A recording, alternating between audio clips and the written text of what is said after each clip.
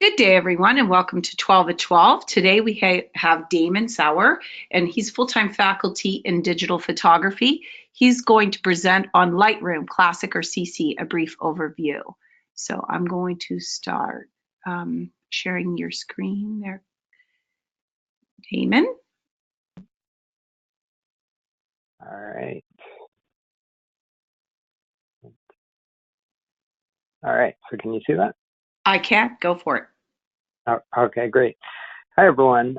So a lot to get to. As Ellen said, just want to kind of talk about this new relationship between these two versions of Lightroom that Adobe has introduced. So again, it'll be a really quick overview, and if I have time, maybe I'll do just a quick demo about just to show you some of what I really like about this new version of Lightroom. But before we get there, there were simpler times. We just had this single version of Lightroom, and our lives were pretty simple. But recently, Adobe decided to introduce a new version of Lightroom. So now we have these two Lightrooms.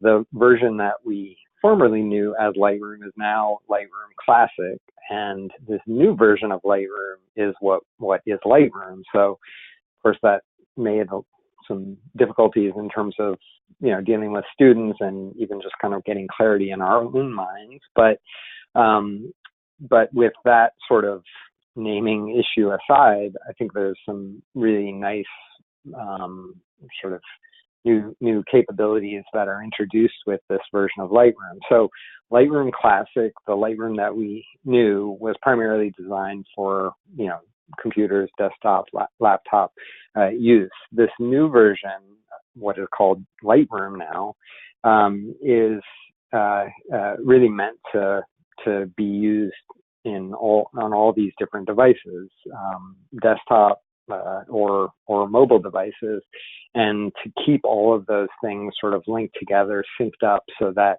you can fluidly move between these different sort of ways of working.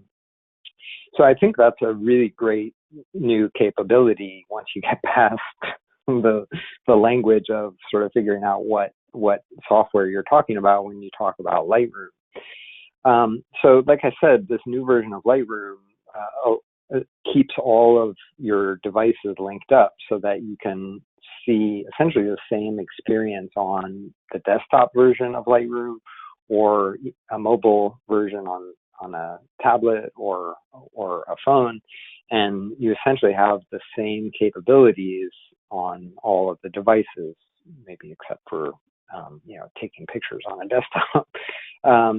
So I think that opens up the way that you can work. Now one of the sort of drawbacks or limitations, I guess, of the new version of Lightroom is that you effectively only have a library module and a develop module, where the previous version, the classic version of Lightroom, gives you a lot of sort of output capability. You have, the slideshow, book, the ability to print, and you also have this nice map feature to sort of geolocate images. And so in that sense, the new version of Lightroom is a little bit more limited, or perhaps a little bit more focused in terms of its capabilities.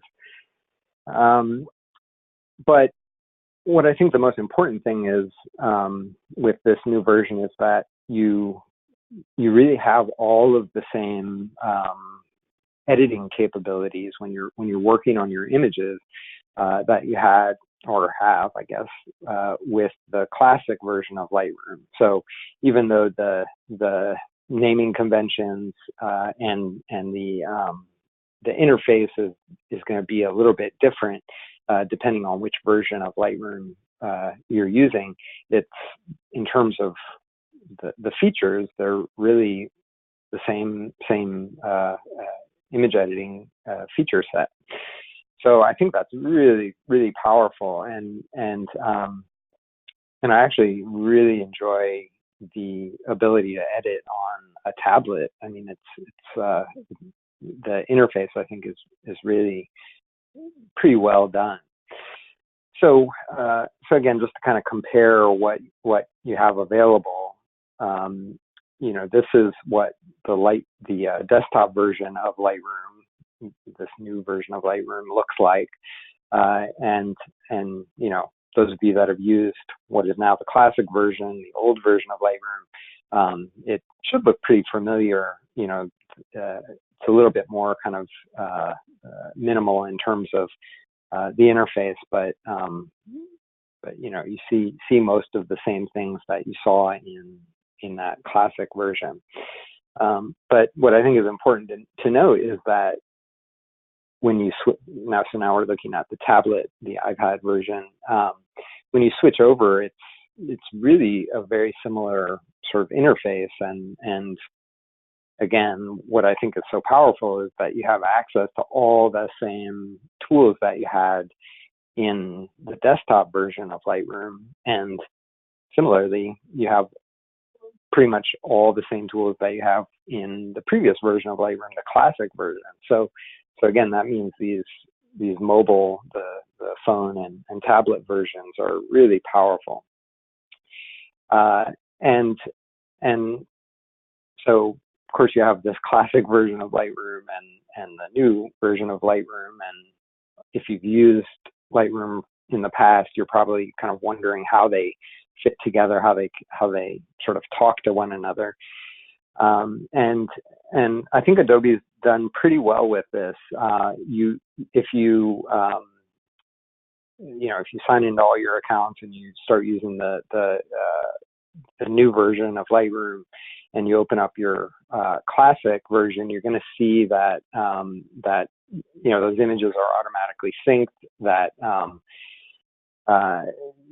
you'll see a new collection for your for Lightroom Mobile here. You see that in the lower left corner, and that's going to sync in the background all the collections that you make in the new version of Lightroom, whether it be on a mobile device or on the desktop software. All of those collections are going to show up in Lightroom Classic, and probably most importantly, any edits that you're making in the new version of Lightroom. Not only are the images going to show up in Lightroom Classic, but all of those edits are going to be synced up as well. So you can really seamlessly kind of move between these versions of Lightroom and make adjustments in one piece of software and expect to see those same adjustments show up wherever you view the image next, whether it's Lightroom, the new version, or the classic version. So, I think that's a real, sort of potential headache there that I think Adobe has done pretty well to solve. One of the pretty interesting new features with with the new version of Lightroom is that you actually have this sort of AI-enabled search, which allows Lightroom, as long as it's connected to the internet, actually just search your image library based on a term without you ever having to enter in any keywords. So, for a lot of people, keywords are kind of the least interesting part of the workflow, and particularly when you're generating a lot of images on a mobile device. So it's actually, I think, a really great feature that it's probably not 100% foolproof at this point, but it's really nice to be able to have this search ability, even if you're forgetting to enter keywords for your images. So this screenshot just shows you that no keyword has been entered on the right here yet. It still came up in the search for Sauer. So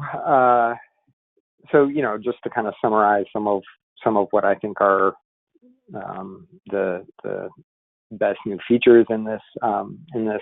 Our accounts come with 100 gigs of storage, so for most people that'll probably let you make images for quite a while and not have to worry about storage, at least for mobile device images. It's taking advantage of the raw format that comes with mobile devices. You have pretty robust both image management, library management, and editing tools. And then you also have some great sort of share features in the software as well. So I wanted to see if I can just really quickly do a demo to show you the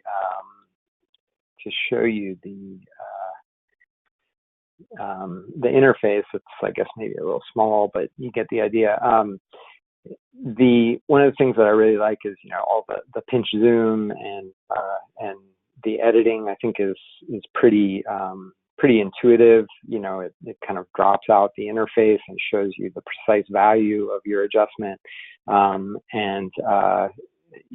Like I said, these adjustments, these tools are, even though the language changes a little bit, these editing tools are pretty much exactly what you see in what's now Lightroom Classic, the old sort of editing features. And one of the things that really sort of illustrated to me how seriously they were taking the editing on a mobile device is one of these features that comes with sharpening. Sharpening is kind of always really difficult for people to sort of set correctly, and there's some great sort of visualization tools that the software, the desktop software has, and they brought those over into the mobile version, so that you can use two fingers to drop out the color information, or see it most clearly in masking, that you can see the mask that Lightroom is creating for your sharpening. And this is on the mobile device, which I think is pretty fantastic. So again, I think it's in my opinion probably the best sort of image editing software for any mobile device out there, and it like I said, coordinates and syncs up with the desktop versions perfectly. So I think it's a really great new piece of software, or set of software that's available to us. So I think we hit the 12-minute mark, and I'll probably leave it at that. But I encourage everyone to check out particularly the new version of Lightroom and explore it, because again, I think it's a really great piece of software. Thank you, Damon. Great information. Right. And I believe there's like a trial, isn't there, like a 2-week trial or something available for people that want to try it out? And I know we get a better discount. I think a very reasonable discount on it. Yeah, right. And it comes with the cloud. If you have the photography description, all the mobile devices come with the cloud subscription. So. Excellent. Yeah. All right. Thank you, everyone, for joining us, and we'll see you next week. Thanks, Damon. Yeah, thanks. Bye, everyone.